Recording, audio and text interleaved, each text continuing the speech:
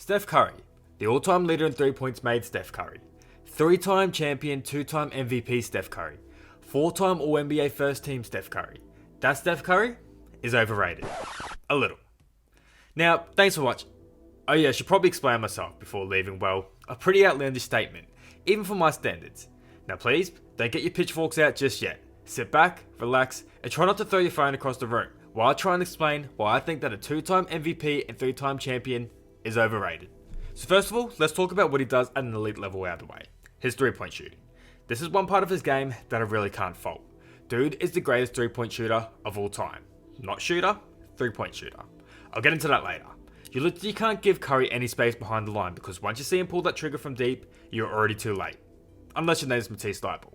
But anyway, Curry can pretty much shoot from anywhere from beyond the arc, wherever he wants, regardless if the defense is 10 feet away or an inch away.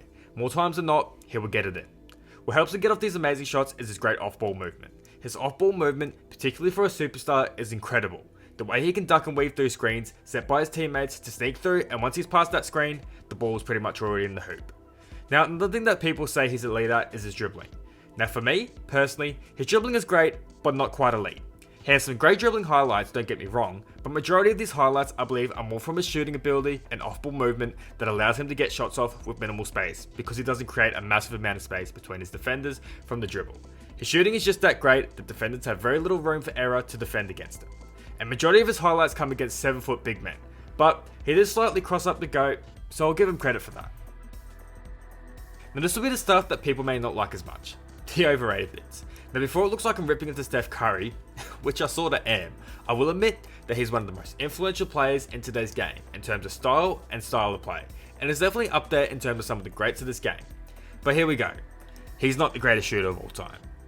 Now what was I just saying before? No, I said he's the greatest 3-point shooter of all time. This might be me being picky, but to be the greatest shooter of all time, you have to have more tricks in your bag than just a 3. And this isn't too much of a knock against him, because with his height and frame, he can't do post moves like Dirk Nowitzki, or have a godlike mid-range game like Kevin Durant.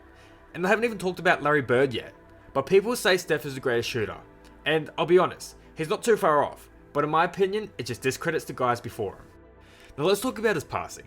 Now his passing isn't horrible by any means, but as a superstar point guard, you'd like to think that he'd be getting more than 6 assists per game this season. And I get it, he's not the main facilitator, and not how Golden State run their offense, as most of the assists come from Draymond Green, who is a much better playmaker. But that leads to my next point, and Steph Curry's value when his shot isn't going off. This year alone, Steph has had 5 games that he's not scored more than 20 points. His plus minus is still a positive, with 1.8, but in the team that has been so successful this year, Golden State's margin of victory drops by 8 points when he doesn't score more than 20 points. The point I'm trying to get here is that Golden State are reliant on Steph's shot going in to win. Which isn't a bad way to think, really.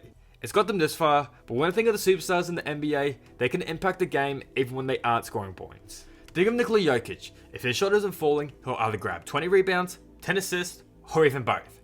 If Giannis' shot isn't falling, you'll be sure that he'll be bringing his A game to the defensive end. LeBron James, at his age, can still impact the game in many ways. But when Steph's shot isn't falling, what else does he bring to the table? He doesn't distribute the ball at an elite level, he's not a defensive specialist, or at his height, he can't bring down many boards. So my question to you, if Steph's shot isn't falling, which has been happening more and more lately, what use is he to a team? And don't say leadership because I want to dive into that as well. Let's look at Golden State's losses this year with Steph Curry playing and see what happens in games that they have lost. Steph shoots a 3-point percentage of 27% from deep in games that Golden State have lost. That would be lower than Kristaps Porzingis, who currently has the worst 3-point percentage among qualified players in the league this year. Yeah, that's a yikes. And it's not really just this year either.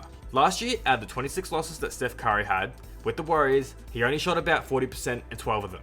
Now, this might be me cherry picking stats and being nitpicky, and I get that, but in the game the values win so much, and players like Ben Simmons, whose offensive game was highly criticised, and rightfully so, but was still able to provide in different ways, yet that same standard isn't held to an elite offensive player like Steph Curry. Now know what's coming now. Well, Steph's won 2 MVPs and 3 titles, and yeah, I can't really debate any of those. Like, the MVPs were quite deserved, and the titles, I mean, yeah, they might have had a lucky run in some of those, but I'm not going to discredit the Warriors for being lucky, because what team that has won the NBA Finals hasn't had some luck go their way? I'm talking to you, Pachulia. But what I can critique is Curry's performances in those finals wins. The 2014-2015 series, he couldn't establish himself as the main man. He shot below his league average of that season while averaging 26 points against Delhi, who I love, but isn't really a starting NBA level point guard, and averaged 4.6 turnovers on top. He couldn't win Finals MVP over a guy that held LeBron to an almost 30-point triple-double every night. The next season, his team would go on to have the greatest record ever in the NBA, to lose a 3-1 lead in the finals and throw it all away. Curry, once again, underperforming. The year after, they get one of the greatest scorers of all time in Kevin Durant, and would win back-to-back titles, with Durant being the main man over Curry. I will admit, Curry played much better in these series. However, Durant took much of the pressure off of him, and would win back-to-back finals MVPs. Then, the Toronto series rolled around, and no longer were the Golden State the lucky team, having suffered injuries to Durant and Thompson that had gone to lose to the Raptors. Although Curry's efficiency dropped, I can't really blame him after losing 2 starters. Since that Raptors series, Golden State has not played a single game in the playoffs. Now, one of those seasons, Curry was injured, and Golden State were bad, so I can't really blame him for that.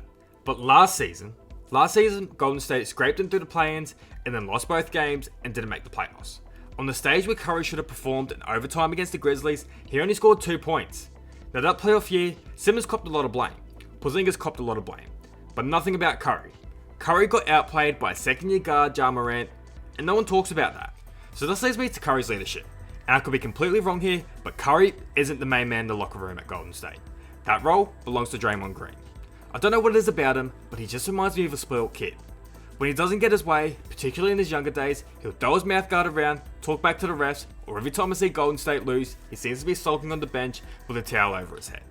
Now, this one, I can't really back up by anything. In fact, I could be overreacting here, but I think it just comes down to how I like to watch basketball.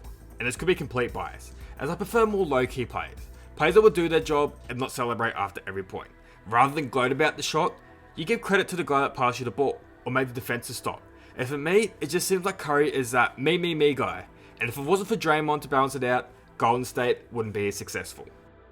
Now just remember, this is just my opinion, and if Steph Curry is one of your favourite players, I'm really sorry for this video, as I don't really like to bag players because these guys have more talent and a pinky toe than I ever would.